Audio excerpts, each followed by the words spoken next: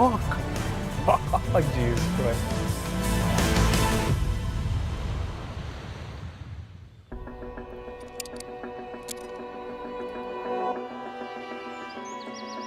Our ancestors, they came with the horses. To get to Riga, it took 100 kilometers, it took 2 days, and that means that you cannot go faster. And that's important thing. So you need to stop, to socialize, and then to go to the next place. So you cannot drive, like just put the fuel and drive some 800 kilometers because you need to do it. It's unhuman.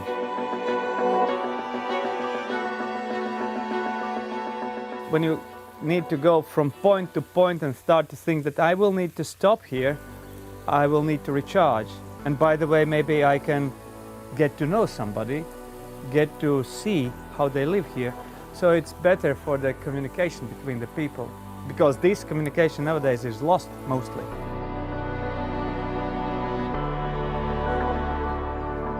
Let's go to collect some mushrooms.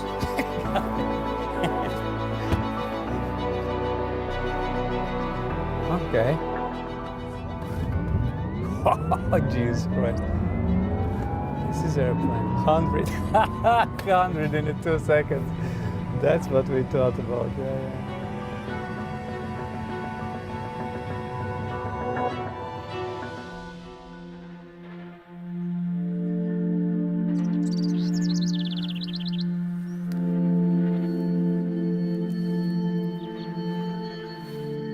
Go to the forest and collect something, it opens so many doors in our brain. And we are collectors and we are hunters. That's what we became of.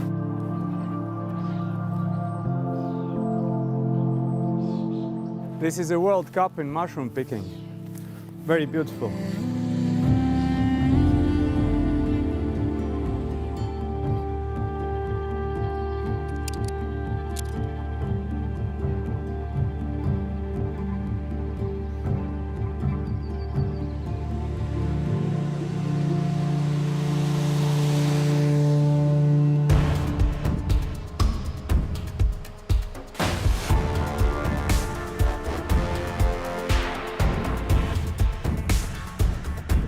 It's like gravity doesn't exist anymore, you just do whatever you imagine. Just go and feel the wind and throw your body around, like, yeah. Once you get the feeling of it, how the wind works and how it affects your body, you can just use it unlimited. We had a couple movies. The first one, which was a couple years ago, was with Tom Cruise, Mission Impossible. Tom was actually doubling Hollywood stars.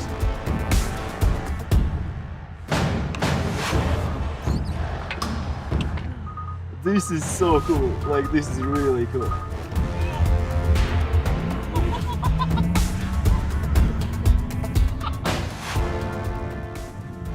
Like the brakes is so enjoyable, really. Like I could only like drive like this to Riga, like, you know, just accelerating and braking.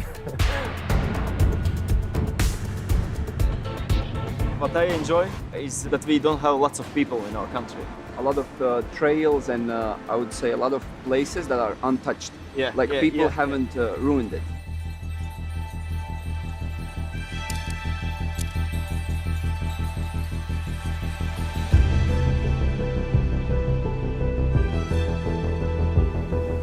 We traveled with a car and we stopped and we saw these ruins. It was ruins in that time. And we just came in and immediately we understood that this is our place. Industrial Soviet type pumping station. I fulfill my old dream. My best book in my childhood was Mystery Island by Jules Verne. It's about Captain Nemo and Nautilus submarine, and here we put some imaginated part of this submarine made from stainless steel, just to contrast with house which is covered by cotton steel, which rusts and stays nice brown.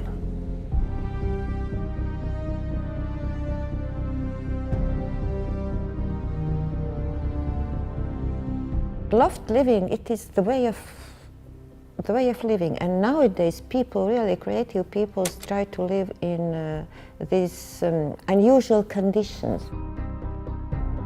To live here, that is outstanding.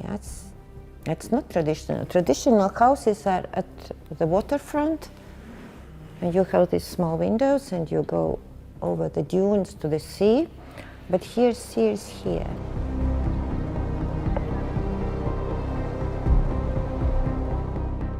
I want to die here, I said already.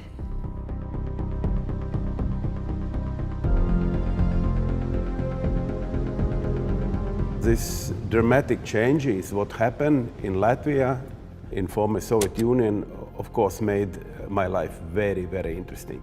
Because in 1990 we regained independence and I became Director General for the Department for Foreign Economic Relations in Cabinet of Ministers. I became Minister for State Reforms. I became Prime Minister. Man had to change his life in 5 years and then start something else. And I actually followed this rule. Latvians are quite calm and we like guests. Not maybe so much as Georgians, but still welcoming. The Latvian landscape and wood, to go into to see the sea, to go into wood, to look at the sky. And our color is gray. 1,000 shades of gray. Sorry.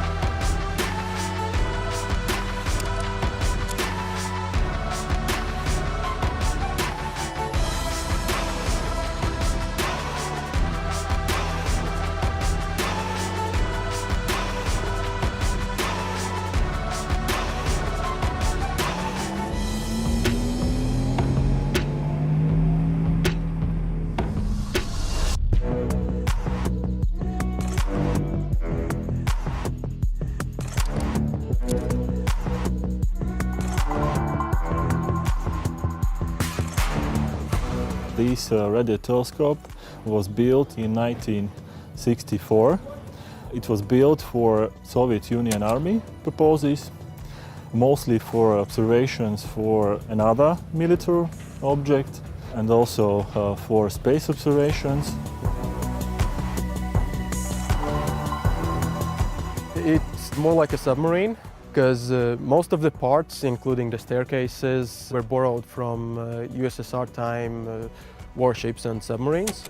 For example, the system which gets this telescope moving is actually a gun turret from a ship with a cannon. Instead of a cannon, we mount up an antenna and we have a radio telescope.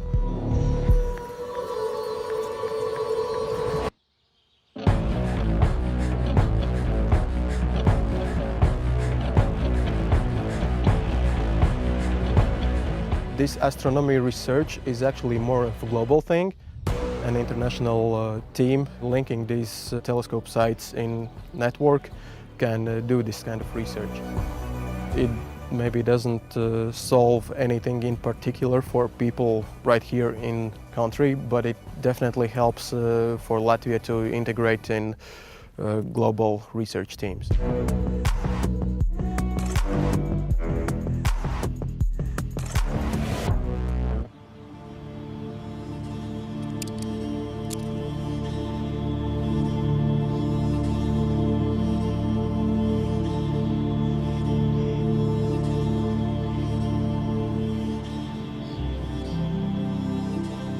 This place might be a sort of a goal to prove that this is a great place and people should come, enjoy everything. I mean, maybe us, maybe the country, maybe the local area. It's a great place.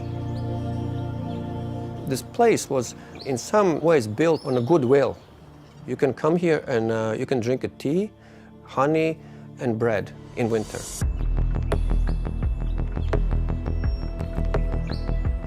I left Latvia in '79.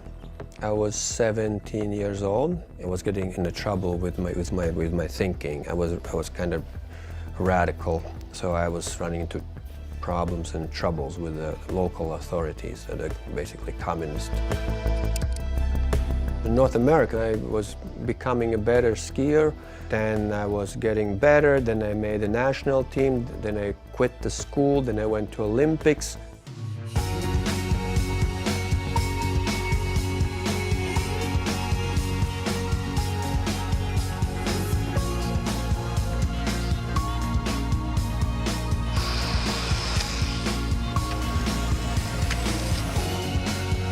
Came from Latvia about 10 years ago. What was it like getting out of that country? Freedom. He showed up at a race and we're like, who is this crazy Latvian? He was one of the young ones coming up that we older ones had to watch because he was doing really well. I was starting to feel really strange and I passed out in the street. And then it turned out that my Olympics were over. We have our own flag now. We have our own anthem. Sometimes in your life, there are just these things. It's like a puzzle, you know. It comes together, and maybe you work for it. Maybe you challenge it. I don't know. But these are the times in your life, and when these things come together, you just do it. Everybody goes across the continent, so we decided to go the other way, from north to south. You see the country and you meet people, you meet rednecks, you meet cowboys on the way, all kinds of people. I'm very proud of my country, of course. I do not agree with a lot of things, and I just explained why. I think we could be smarter. Latvians were hard-working people. Some damage was done by Soviet Union, and now the modern times, that also. Take me to the next level. Wow. Hey, it's clean. I'm not used to sitting in the clean cars.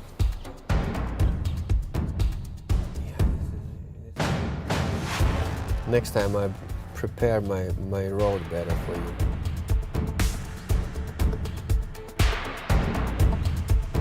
You ready? Yeah. Holy shit. Yeah, this is fast. It's unbelievable.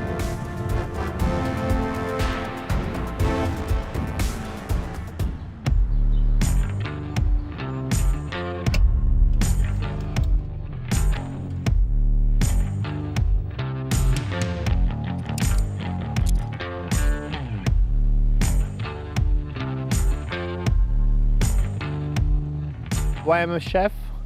I love food. I like to cook very much.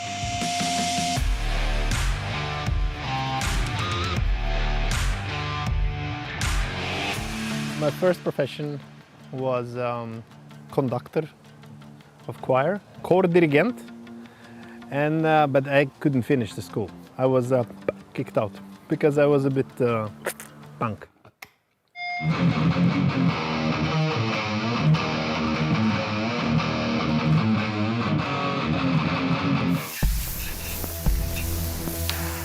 In culinary, you read the recipes and books, and if you play music, you read the notes. And then after you read all the books and all notes, and you can play your own music, or you can cook your own dishes. The Latvian food, if we talk about Latvian food, well, there is some interesting combinations. How we like to eat cucumber, fresh cucumber with honey. I'm not sure that anywhere else people are eating fresh cucumber with honey, but we do.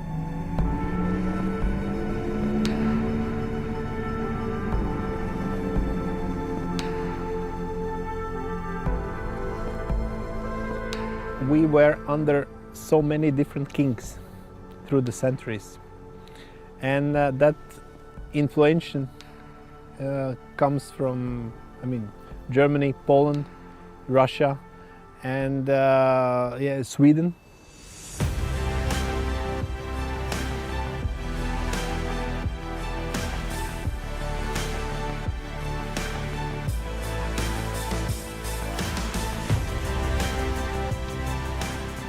This is still a land of big opportunity. It is kind of like, you know, wild, wild west where you go and you can build things from scratch. But it's changing quickly. We still have a lot of Soviet mentality, so it's not really that simple. But if you kind of understand how things work, it still is, I think, by big part, a land of big opportunity. We have absolutely beautiful nature. We have a lot of empty spaces because on this land we live only less than 2 million people. It's 64,000 square kilometers. It's 3 times bigger as Belgium, let's say.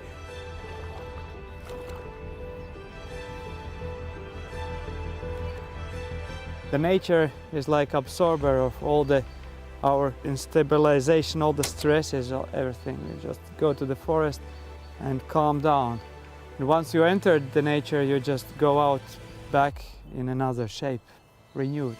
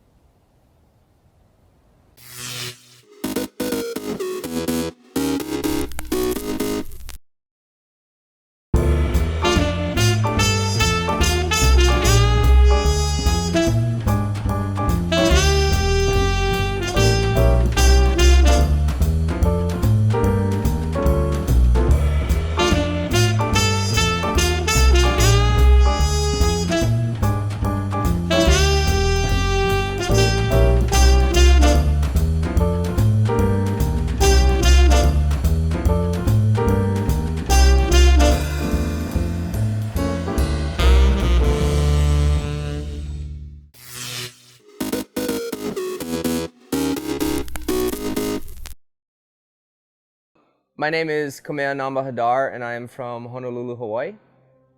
What fuels any artist is the things around him, his life, the things that you know and love and feel and experience. Hawaii, for example, the flora that I paint, it's stuff that beautifies my world and things that I see every day and experience every day, and that's why I feel honest when I'm painting it and expressing myself.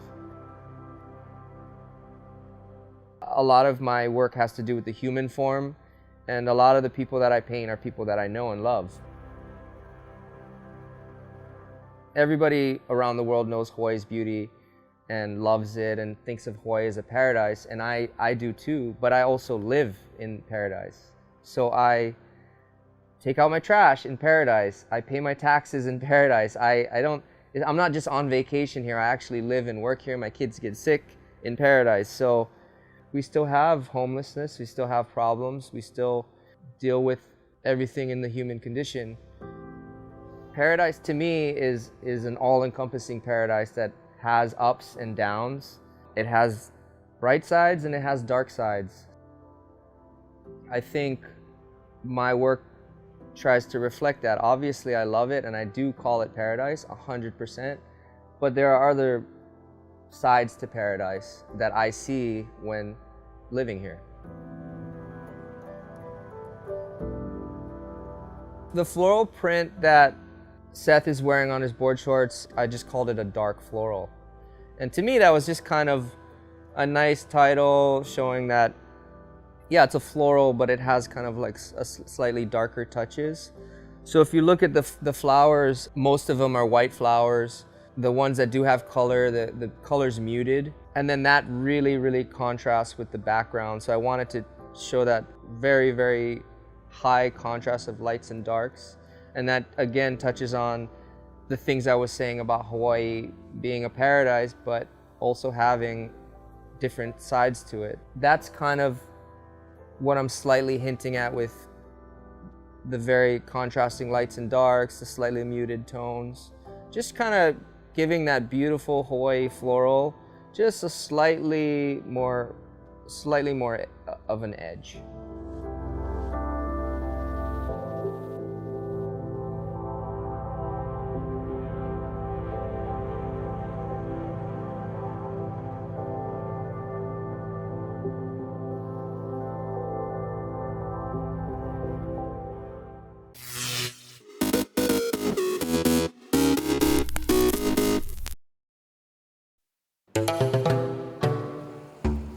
What I tend to look for when I go to places are things that are visually appealing.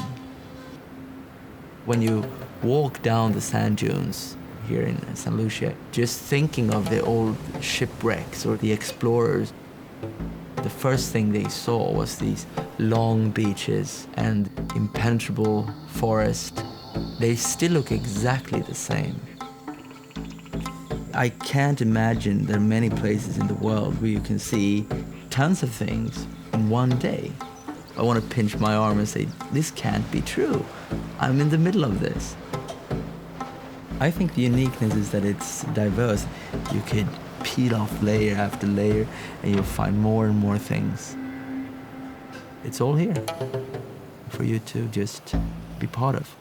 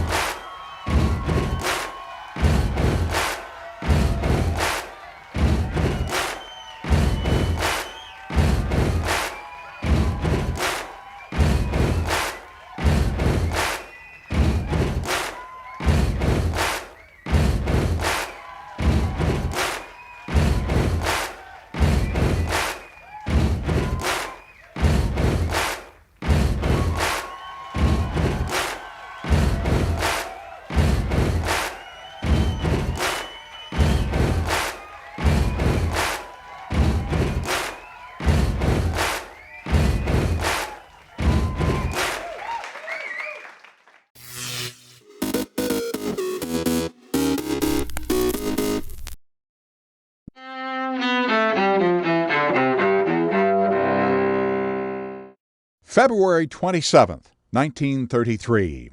In Berlin, fire gets Germany's parliament building, the Reichstag.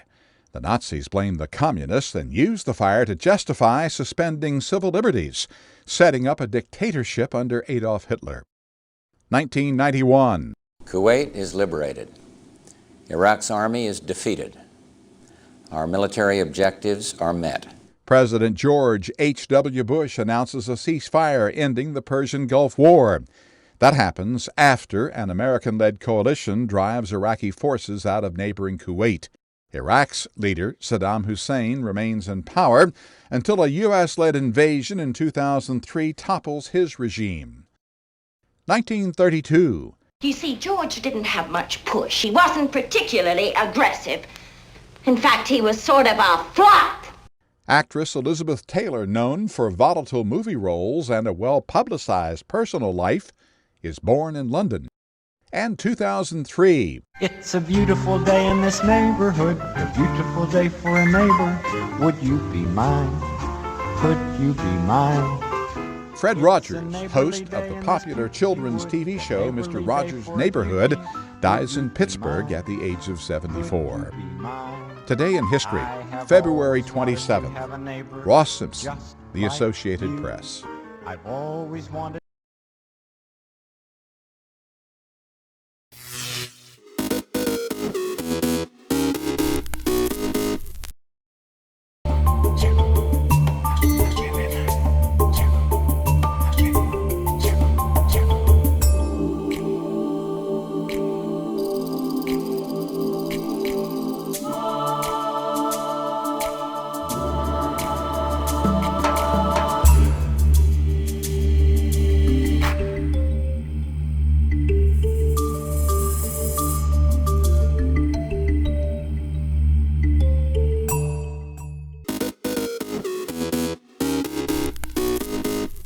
Welcome back in our studio, and in today's news,